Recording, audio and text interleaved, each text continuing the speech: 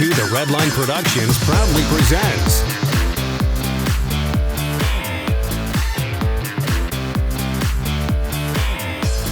Today's 2 The Redline review was made possible in part by Hey YouTube. Well, today I have a really special treat for you guys. I have here the very last Mustang that I probably will show you guys at the moment. This is a car that I've been waiting for it to come in ever since the Focus ST actually, which I'm still waiting for that to come in. But anyways, here is the most highly anticipated and most powerful production Mustang ever. This is a 2013 Ford Mustang Shelby GT500. Now, a lot of you, for all you car enthusiasts out there, probably already know this one is equipped with the most powerful production V8 engine in the world. Yep, that title belongs to a Ford Mustang. I know a lot of you are probably thinking that should belong to something that's more exotic, but that's the beauty about SVT and Shelby or Ford. They always think about, you know, putting the most powerful engine in a Mustang, and they've actually done it with this one. It's equipped with their famed 5.8 liter supercharged V8, up from 0.4 liters from the old Shelby. This one makes 662 horsepower, which is up from the 550 in the 2012 model. So for those of you who just bought a 2012 model, you might want to go to your local Ford dealer and trade it in for 13. Anyways, this particular one is the sterling gray metallic exterior color with the black racing stripes. It's just a mean looking car. I love the styling changes. As I've said many times, what Ford has changed about the vehicle for 2013. You can see those gorgeous rims on the car. 19s in the front, 20 inches in the back. This particular one is also equipped with a few options to make it one of the most expensive Mustangs I have ever seen on the sticker price. You can see in the back, nice rear wing spoiler, very nice and sexy quad exhaust outlets. Just really enhances the mean stance of this vehicle. Coming to the sticker price, you can see $67,415 is your price tag, which surprisingly is a good value considering even though this is one of the most expensive Mustangs you can buy. That's an astonishing value. This particular one has the SVT performance package. It also has the Recaro seats. Well, actually, I'm sorry, those come standard. No, actually, no, they're not. They're $1,600. This one also has the track package, the electronics package, and the glass roof. So it's a pretty fully loaded Mustang. The beauty about this car, it gets better gas mileage than the old model. 15, 24, and 18 combined. It actually escapes the gas guzzler tax that the old Shelby had. So that's one of the things that Ford likes to brag about for this vehicle. Coming to the interior, you can see the black leather Recaro bucket seats, which look fantastic. They have really fat bolstering extensions to hold you in place. I do notice a couple things that are changed from the Boss or the regular Mustang. First of all, here's the key for the vehicle, nice little SVT badge, but it looks like every other key in the other Mustangs. This one literally just got off the truck with only 6 miles on it. I really like the new font, the font that the SVT version uses. Whew. The sound of that V8 is just phenomenal. Anyways, you can see this one does have the electronics package. Let's shut the window here. There's a little bit of outside noise. It does give you your navigation system and your dual zone automatic climate control. But everything else in the car, it's pretty much just standard Mustang. You have your little white cue ball shifter, a little bit more metallic accents throughout the vehicle, but the same soft touch paneling on the dashboard, which I kind of wish for the Shelby with this price tag they kind of wrap the dashboard in leather. But you're paying for the motor in this car essentially, which, by the way, that speedometer goes up to 220 miles per hour. Ford claims a top speed of slightly over 200 miles an hour for this vehicle. And I would love to see if that was possible. A lot of magazines I've read have tested the car at about 195, but testing conditions always change that. Anyways, you can see the red line's at 6,500. As the engine warms up, that'll actually go down all the way to 7,000. So as I'm gonna let the engine warm up and I'll show you guys the difference. You can see this one has the Shaker audio system. It does have your navigation system, but I mean, you guys don't buy this car with navigation. I mean, you buy this car because of the motor. So I mean, if you really want to have the most expensive Mustang, get it with nav. But honestly, I would probably skip the electronics package. Just buy this car as a track car because it's the fastest production Mustang you can buy. Anyways, coming to the rest of the interior, glove box isn't really damaged. I mean, it's all standard Mustang stuff. I do notice that they add a little bit more chrome and silver accents. This one you can see has the glass roof option, which is very nice, and it lets in a lot of light. It brightens up the cabin very nicely. The roof does not open, unfortunately, so you either have that up or open, or you can close the sunshade or leave it open, which it actually does a pretty good job of blocking out the sunlight, if you can see that properly.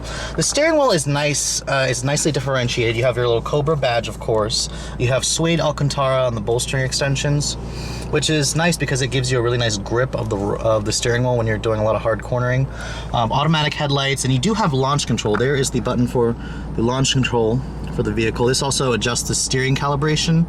If you want it to be, you see if you push it here, it'll switch between comfort and sport and then normal. You can also adjust the damping between sport and normal, and then there's the launch control, which I wish I could use, but you're not allowed to test drive this car. This car does also come standard with the track apps.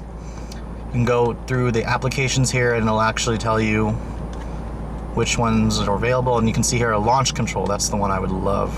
You can actually adjust the RPM setting. That's pretty cool.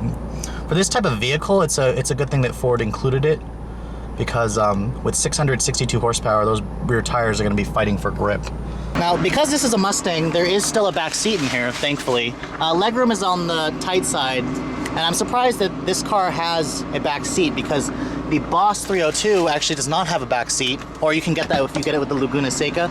It doesn't have a back seat, but it makes the Shelby a little bit more practical still, so for those of you who need the back seat, it has it. Now, coming to the trunk of the vehicle, it's just your standard Mustang stuff.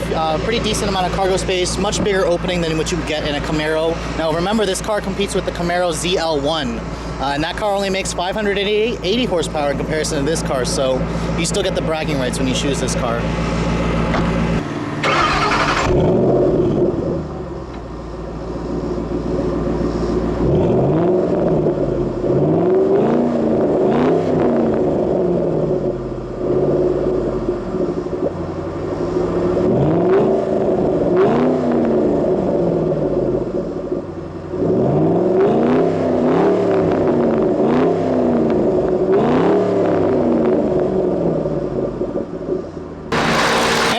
Here is that monster 5.8 liter supercharged V8 engine.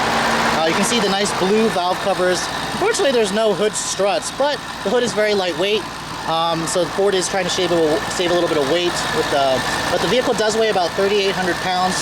Like I said, 662 horsepower in this baby. You can see that big fat supercharger, and then it says the 5.8 liter displacement, powered by SVT. You can see it's actually signed by Carroll Shelby. I mean, it's not really, it's a little laser in signature, but it says hand built with pride there. So you really are getting a specialty, one-of-a-kind Mustang when you do buy this vehicle. Nice factory cool open air intake system as well. It's just a phenomenal car. Ford really has outdone themselves with this vehicle. Now, like I said, guys, I am not allowed to test drive this car, but I wanted to show you guys or talk about how it feels in relationship to a regular GT or a Boss. The one thing I'm noticing, the clutch doesn't feel that much heavier than the standard car.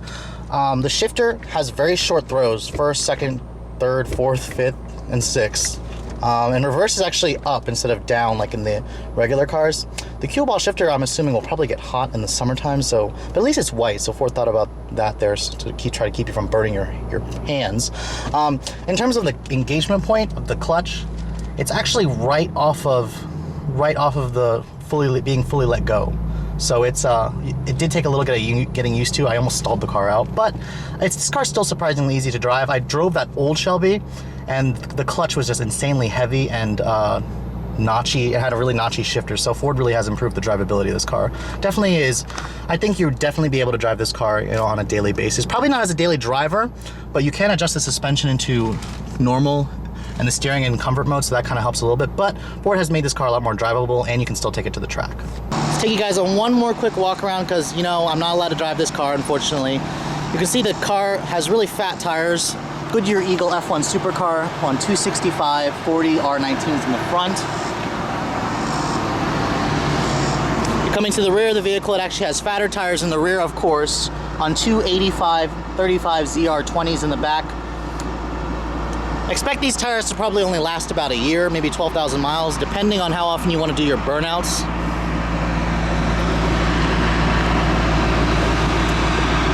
If you guys can't tell, I know that some of you probably aren't car fans, but if you can't tell this is one special Mustang, you probably should check your eyes out a little bit.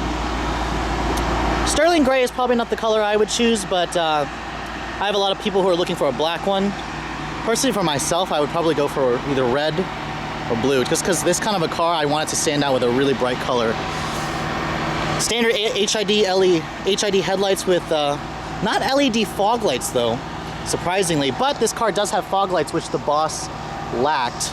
Let me turn them on and show you guys really quick. You can see there the LED running lights and the fog lights, and the headlights, and then you can see the fog lights, which are not LED, just like the GT. But I like the placement of them better than the GT, and the car still looks pretty mean. This thing would be a sick car at night. Anyways, if you guys are in the market for the most powerful production Mustang in the world, get ready to do some hunting, because they are hard to get. If your local dealership has one, I suggest snatching it up, because this one will become a collector's item. Anyways guys, thanks for watching. Have a great day.